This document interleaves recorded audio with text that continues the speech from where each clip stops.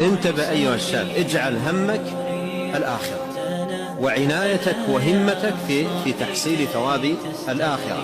والله سبحانه وتعالى يمن عليك بنصيبك وحظك من الدنيا، فمن جعل همه الآخرة جمع الله عليه شمله وأتته الدنيا وهي راغمة. لكن من جعل همه الدنيا جعل الله فقره بين عينيه، ولم يأته من الدنيا إلا ما كتب الله سبحانه وتعالى له.